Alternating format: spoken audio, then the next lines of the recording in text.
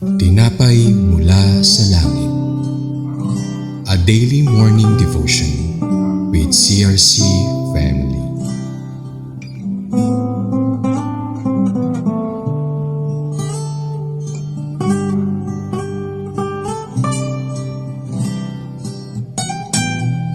Hello po mga kapatid, mapagpala at puno ng biyayang umaga sa ating lahat. Salamat po sa pagtunghay sa ating pagbubulay. Samahan niyo po kami sa ating programang Tinapay mula sa Langit, ang pang-araw-araw nating devotion sa salita ng Diyos. Ako po si Gadel Castro Mayor Simbahon mula sa CRC Family. Ang ating pagbubulay-bulayan po sa umagang ito ay matatagpuan po natin sa Joshua chapter 24 verses 16 to 18. At ang title po ay Israel Response, They Also Will Serve the Lord. Samahan niyo po muna ako sa maikling panalangin. Aming Ama sa Langit, maraming salamat po sa panibagong buhay na pinagkaloob at pinagkatiwala niyo po sa amin. Salamat po sa pagkakataon na muli po kaming makakapakinig ng inyong salita at mapagbulay-bulayan po ito upang patuloy pong makatulong sa aming paglago at sa aming mas malalim na ugnayan sa inyo bilang aming Panginoon at tagapagligtas. Patuloy po nawa kaming samahan ng iyong banal na Espiritu sa aming pag-aaral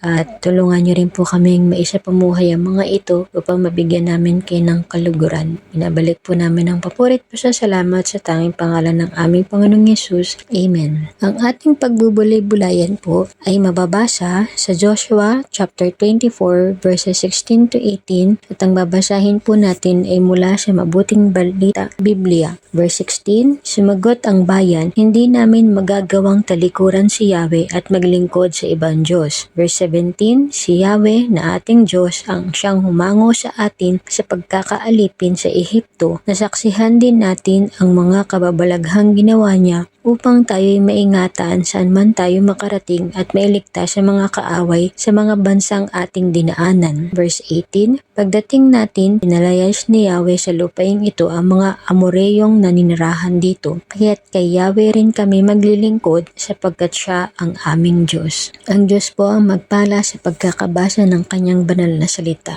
Noong nagtanong si Joshua sa mga Israelita kung sino ang pipiliin nila na paglingkuran, ang tugon nila ay pipiliin nilang maglingkod kay Yahweh na ating Diyos. Bakit nga po kaya sila nakapagpasya ng ganitong desisyon? Dahil ginunita nila ang mga kamanghang-manghang ginawa ni Yahweh sa kanila simula nang sila ay mapalaya sa pagkakaalipin sa Egypt o Ehipto. Ang pagliligtas at katagumpayan nila mula sa kalaban at pag-iingat sa kanila hanggang makarating sa lupang pangako. Pinamalas ni Yahweh ang pag-ibig, kabutihan at katapatan niya sa mga Israelita kaya ganun na lamang ang kanyang pagkalinga at pagpapatawad sa kanila sa kabila ng kanilang mga pagkukulang at pagkakamali. Binigyan pa rin niya ng katagumpayan sa bawat laban at proteksyon saan man sila magtungo. Kung paanong naging tapat si Yahweh sa mga Israelita noon ay patuloy siyang magiging tapat sa kanyang mga nilikha. Ang pag-ibig niya ay hindi nagmamaliw. Mababasa po natin yan sa John chapter 3 verses 16 to 17 ang dakilang pag-ibig ni Yahweh sa atin. Basahin po natin ang Juan chapter 3 verses 16 to 17. Sapagkat gayon na lamang ang pag-ibig ng Diyos sa sangkatauhan, kaya't ibinigay niya ang kanyang kaisa-isang anak upang ang sinumang sumampalataya sa kanya ay hindi mapahamak, kundi magkaroon ng buhay na walang hanggan. Isinugo ng Diyos ang kanyang anak hindi upang mahatulang maparusahan ng mga tao, kundi upang iligtas ang mga ito sa pamamagitan niya. Kapag lubusan nating naranasan ang pag-ibig ng Diyos, tinanggap natin ang kanyang handog na kaligtasan at nagpapatuloy tayong lumalalim at lumalago sa ating personal na ugnayan sa Kanya, tayo ay makakapagdesisyon din na paglingkuran ng buong puso at katapatan si Yahweh na ating Diyos. Alalahanin po natin ang wagas na pag-ibig ni Yahweh sa atin at ang lahat ng Kanyang kabutihan, biyaya at kahabagan na patuloy niyang pinaparanas sa atin. Siya ay karapat-dapat lamang na ating papurihan, sambahin at paglingkuran. Nawa po ay patuloy po nating piliin na paglilingkuran po natin siya ng may kagalakan, katapatan, buong puso at lakas bilang pasasalamat sa kanya, sa mga katangian niya at lahat ng kanyang ginawa, ginagawa at patuloy na gagawin pa sa ating buhay. Napakasayang maglingkod kay Yahweh dahil nagbibigay ito ng kagalakan sa kanyang puso at naibabalik natin ang kalwalhatian, papurit pagdakila sa kanyang banal na pangalan. Samahan niyo po ako sa panalangin.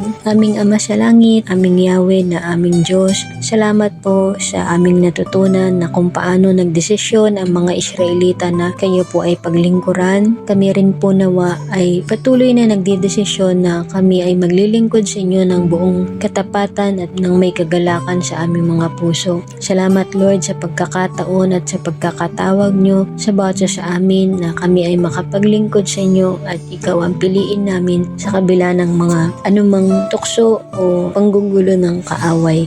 Salamat na ang pag-ibig niyo Panginoon at ang inyong biyaya, ang kahabagan ng siyang patuloy na nangunguna at pumupuno sa amin upang kami ay makatugon sa inyong tawag. Salamat po na ikaw po ang karapat-dapat na paglingkuran sa bawat sandali ng aming buhay at sa iba pa pong oras na aming tatahakin sa araw na ito. Patuloy po kaming nagpapakumbaba at nagpapasakop sa inyong kalooban upang ikaw po ay patuloy naming mapaglingkuran sa inyo man kami dalin o tawagin, Panginoon. At salamat po muli sa inyong biyaya at pagpapala sa bawat isa sa amin at binabalik po namin ang lahat ng ito ng may papurit pasasalamat sa tanging pangalan ng aming Panginoong Yesus. Amen. Maraming salamat po sa inyong pakikibahagi sa ating programa. Lagi po nating pagnilayan ang salita ng Diyos mula sa ating puso dahil lubos ang maging kaunawaan natin dito. Muli po ninyo kaming samahan bukas sa pagninilay ng kanyang mga salita dito sa programang Tinapay Mula sa Langit. Malaya po kayong mag-subscribe at i-share ang video na ito upang kayo rin ay maging pagpapala sa iba. Pagpalain po tayong lahat ng ating Panginoon. Maganda at mapagpalang umaga. God bless everyone po.